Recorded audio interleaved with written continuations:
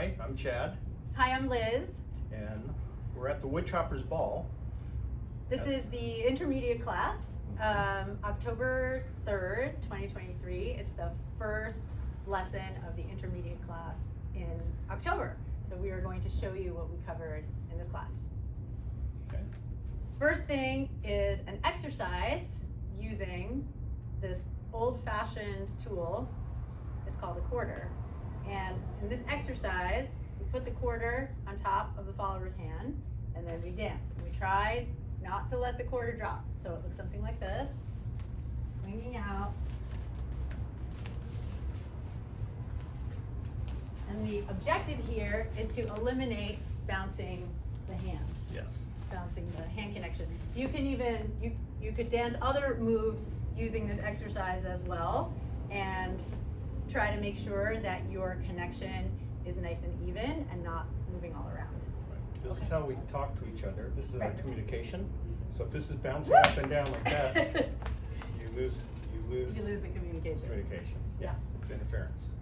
So that's always a fun exercise that you can practice. Then we also worked on basic connection, so really going into the fundamentals of connection to make your dancing as smooth and as comfortable as possible. So in order to do that, we started with something called jockey position. So jockey position is how a lot of times people start a Lindy Hop social dance. I'm following, Chad is leading, and we're in this side-by-side kind of open book position. So I want to like rotate around a little bit so people can see what our connection is. For the followers, it's really important to pay attention to the inside of your left arm. It's going to be draped over your partner's arm, and we call this the paper clip. And also you want to try to move your body back as much as possible for the followers to make sure that your back is connected to your partner's arm.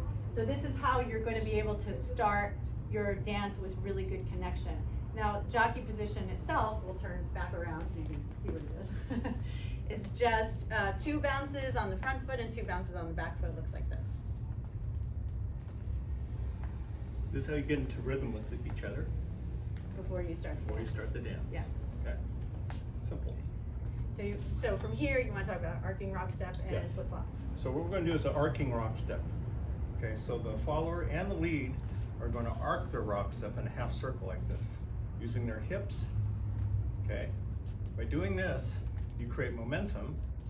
You also create a connection here. So my elbow has to be low for this hinge.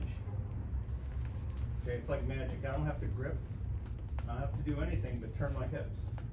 Right, so I don't know when he's going to do the arcing rock step from jockey position, but just the fact that he's doing the rock step, I can feel that in the connection, which allows me to also do an arcing rock step. Right. Now, we're going to do what we call a flip-flop. So you're just going to go from side to side. Okay, 2 counts on each side. And this is our core basics. We practice this every practice just to get used to the moving our hips. This is what creates momentum and eliminates arm leading. And just to talk really quick about the steps that we're doing here, we're just doing step, step, triple step, step, step, triple step. So technically it's like an 8 count move, right? So if we count that, it would be step, step, triple step, step, step, triple step, 1, 2, 3, and 4, 5, 6, 7, and 8. And really quick, I want to give some follower training tips.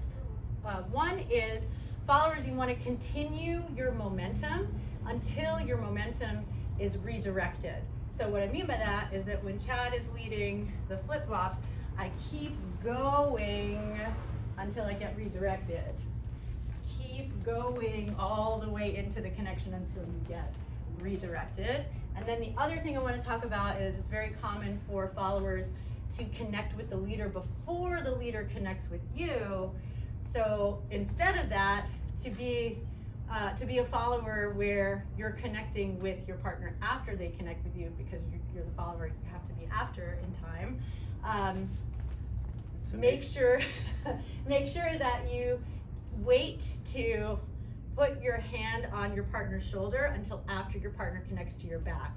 So here's what I mean by that. So we go here. So Chad is connecting to my back, and then I put my hand here. I want to show you what to do, not what not to do. Right? Where you don't even actually need it. You know, maybe just the back of your elbow. Okay, I think that's it. Yeah.